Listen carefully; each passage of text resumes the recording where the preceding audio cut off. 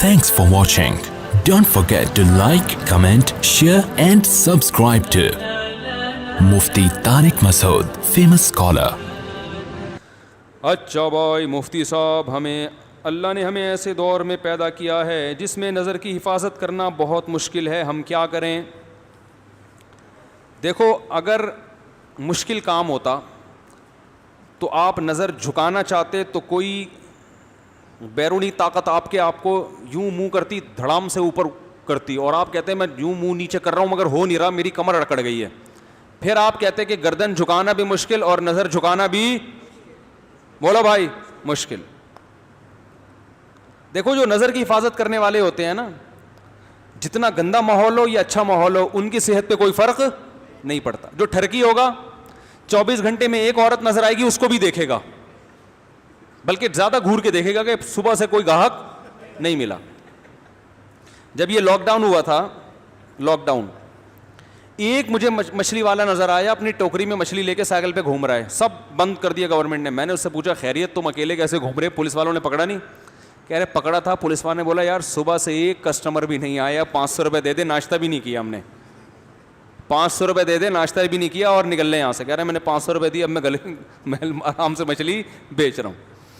تو ٹھرکی آدمی کو سارا دن میں ایک عورت نظر آئے گی، اس کو دیکھے گا. اور جو نظر جھکانے والے لوگ ہیں وہ سینکڑوں گزر جائیں ان کے سامنے سے، یہ ایک گزرے، ان کی صحت پہ کوئی فرق نہیں پڑتا. انہوں نے نہ اس کو دیکھنا ہے نہ اس کو. کہہ رہے یار اللہ نے میرے لیے میری بیوی کو پیدا کیا، ختم. تو یہ کام مشکل جب ہوتا جب آپ گردن جھکانا چاہتے اور ادھر گردن میں فریکچر ہونے کا خطرہ ہوتا، یہ اکڑ جاتی گردن. صحیح ہے نا؟ جیسے یوں کر رہے ہیں تو وہ ہو ہی نہیں رہی. تو ایسا ہوتا ہے بھائی، جیسے ہی کوئی خاتون گزری، آپ کا دیکھنے کا دل چاہ رہا، آپ یوں کر لو، کوئی ٹینشن ہوئی. اور نظر جھکانا تو اور آسان، گردن میں تو پھر بھی ریڑھ کی ہڈی اور گردن کی ہڈی دائیں بائیں ہونے کا خطرہ ہوتا ہے. ایک دم یوں کیا تو پتہ چلا چک آ گئی نا.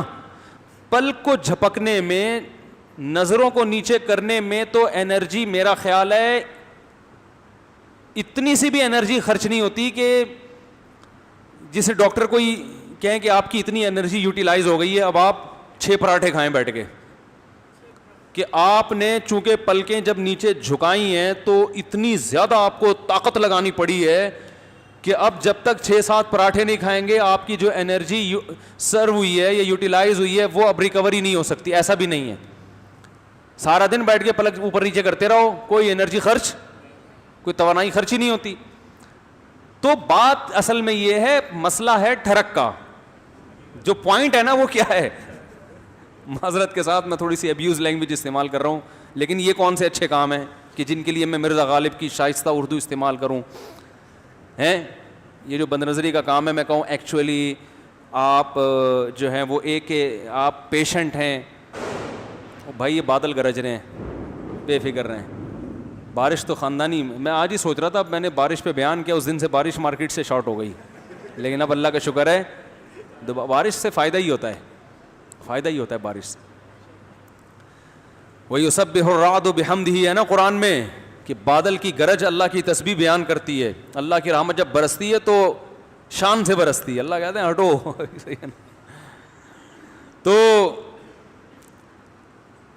آپ نے تو یہاں بادل جو گرجتے ہوئے دیکھے ہیں، جو پہاڑی علاقوں میں جو گرجتے ہیں نا، وہ تو کراچی والے افورڈ نہیں کر سکتے. جو پہاڑی علاقوں میں اتنی آواز ہوتی ہے اس کی. تو خیر، کیا بات چل رہی تھی؟ ہاں، تو میں یہ کہہ رہا تھا اصل مسئلہ کس کا ہے؟ ٹھرک کا.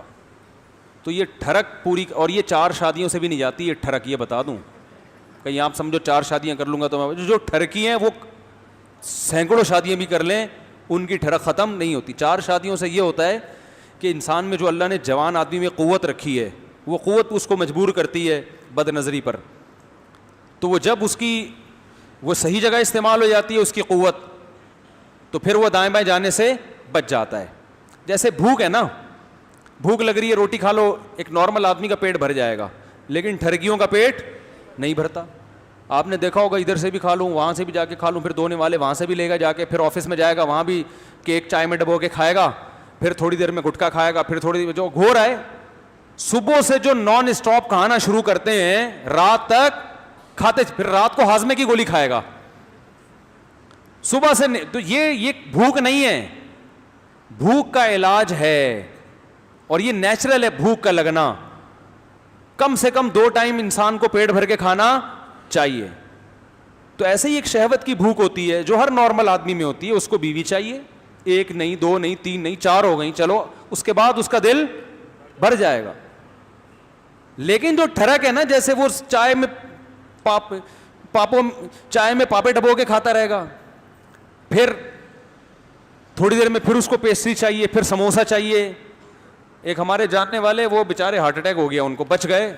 ان کا یہی تھی کہ صبح سے کبھی کوئی نوالا چھوڑتے نہیں تھے, کہیں بھی دسترخوان پہ وہ کہتے ہیں میں گیا مجھے کچھ نظر آئے تو میں نے کہا 2 نوالے تو بنتے ہیں. تو 2 نوالے ہوتے ہوتے وہ 40-50 نوالے بن جاتے تھے. ٹھیک ہے نا. تو اس کا اصل علاج ہے بد نظری کا, اس ٹھڑک کا علاج کرو. پہلا تو یہ سنت جو نبی نے بتایا, نکاح کرو. دوسرا طریقہ کیا ہے, اپنے اوپر جرمانہ رکھو. 1 دفعہ بھی بد نظری کی تو اتنے پیسے صدقہ کروں گا. اور وہ ہر آدمی کی آمدن کے لحاظ سے, غریب آدمی کے لیے 50 روپے بھی بہت ہیں, مالدار کے لیے 5000 بھی کم ہیں. سمجھ رہے ہو. تو جب تک اپنے آپ کو سزا نہیں دو گے, جب تک انسان خود اپنی ٹھکائی نہیں کرتا, کوئی معاشرہ تھوڑی کرے گا اس کی ٹھکائی. تو کیوں آنٹی کو دیکھ رہا تھا, ایک ابا ہوتے تو چلو ٹھکائی بھی لگا دیتے. ابا تو پتہ نہیں کس خود ایسا نہ ہو کہ وہ کیا بیچارے, وہ ہے نا, ایک خاتون نے اپنے بچے سے پوچھا کہ بیٹا جان کیسے نکلتی ہے, تم اسکول میں کیا پڑھتے ہو؟ اس نے کہا سائنس پڑھتا ہوں. اچھا بیٹا بتاؤ جان کیسے نکلتی ہے؟ انہوں نے کہا کھڑکی سے نکلتی ہے. ماں پریشان, یہ میرا بچہ باتیں ایسی کر رہا ہے, جان کھڑکی سے نکلتی. بیٹا کھڑکی سے کیسے نکلتی ہے؟ کہہ رہی ہیں وہ جب آپ باہر جاتی ہیں نا تو وہ آنٹی آتی ہیں پڑوس والی, تو جیسے ہی جب آپ گھر میں آتی ہیں نا تو ابو کہتے ہیں جان کھڑکی سے نکل جاؤ. میری بیگم آ رہی ہے, جان کھڑکی سے نکل جاؤ. تو بچے کے دماغ میں یہ ہو گیا کہ جان کہاں سے نکلتی ہے, کھڑکی سے نکلتی ہے.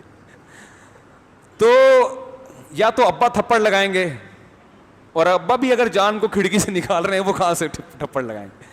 تو باپ کنٹرول کرے, بھائی کنٹرول کرے. آج کل کنٹرولنگ پاور ہی ختم ہو گئی. پھر 24 گھنٹے کون سر پہ مسلط رہے گا. پھر فیس بک اور یوٹیوب پہ تو بہت زیادہ بد نظری ہو رہی ہے.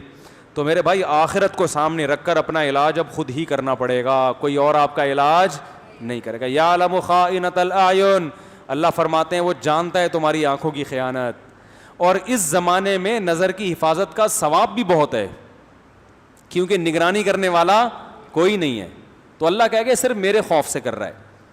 تو اس لیے جب پہلے تو کوشش کرو بچنے کی, چیلنج کرو کہ 40 دن تک کسی غیر محرم کو نہیں دیکھوں گا میں, اور پھر جرمانہ لگاؤ اپنے اوپر کہ وہ اپنی سزا کے حساب سے نا, کہ جب 1 دفعہ بد نظری ہو تو وہ پیسے اتنے زیادہ بھی نہ ہو کہ وہ پیسے دینا ہی مصیبت بن جائے, اور اتنے تھوڑے بھی نہ ہو کہ سارا دن بد نظری کر کر کے ریٹ, بھائی ریٹ ہیں, ایک دفعہ دیکھنے کا یہ ریٹ چل رہا ہے مارکیٹ میں تو یہ ریٹ میں افورڈ 100 دفعہ بھی دیکھ لوں تو افورڈ کر, اتنا کم ریٹ بھی نہیں ہونا چاہیے, دیکھنے کے ریٹ کیا ہوں زیادہ ہوں. تو اس طرح سے انشاءاللہ آہستہ آہستہ عادت پڑ جائے گی چھوٹنے کی.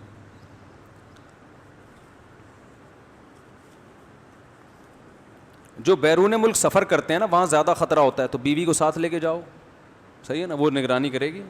جہاں جہاں جا رہے ہو ساتھ لے کے جاؤ, وہ ایسی نگرانی کرے گی کہ آپ کے, وہ تو جہاں نظر کی حفاظت فرض نہیں بھی ہے وہاں بھی کروا دے گی.